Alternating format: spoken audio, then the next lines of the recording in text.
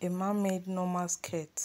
Okay, so the first thing I want to do is to mark a straight line at the beginning of that fabric, just to cut off the prints on the fabric.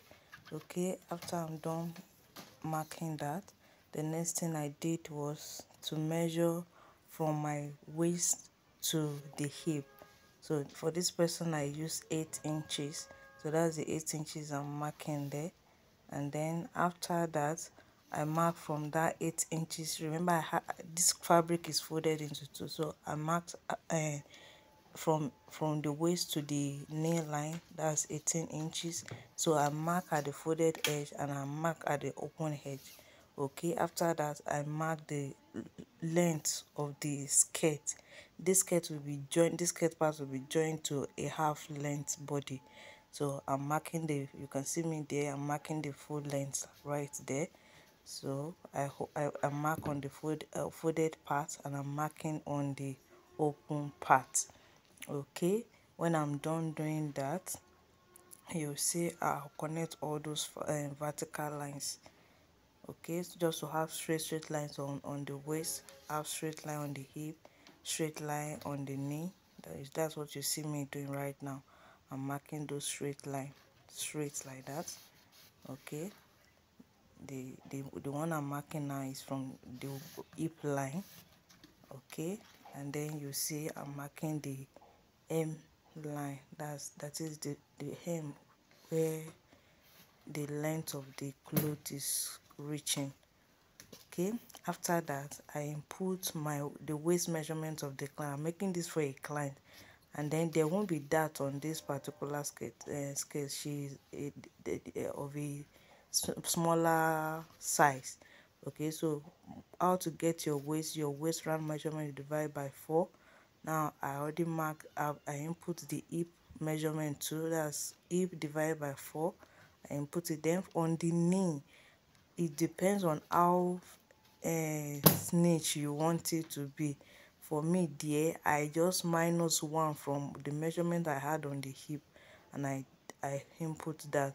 And then now for the down floor, is a mermaid skirt, but not the one with a gode. So I just added 6 inches to a hip measurement, and I mark it at the hem. And now you can see me connecting all my measurements.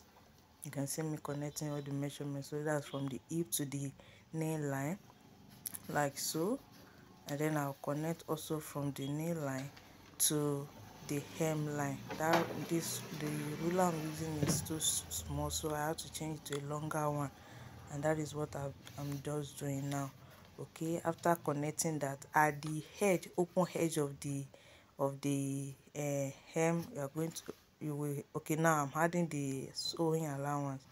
Okay, I only added 1 inch for the side seam allowance. That's what I'm doing right now. Okay, and you can see me connecting all the sewing allowance at the side like that. Okay, you need to add allowance, if not your clothes, you won't be able to wear it. So that's the side seam allowance that I just added.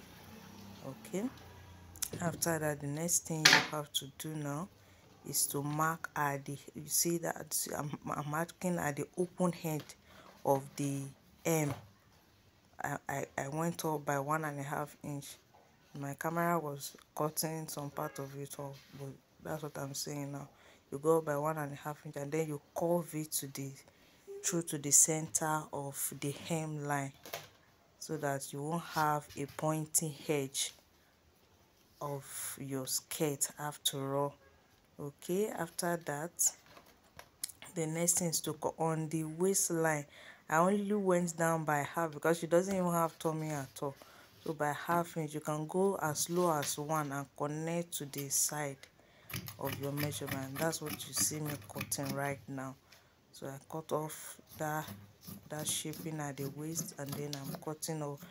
Note, I'm cutting on the sewing allowance. I'm not allowing any of it to cross that line, you see. Then I cut to the hem, and then from the center front like that, and on the foot you cut to where you cuff on the hem line, And that is that about the front. This is the front pattern now.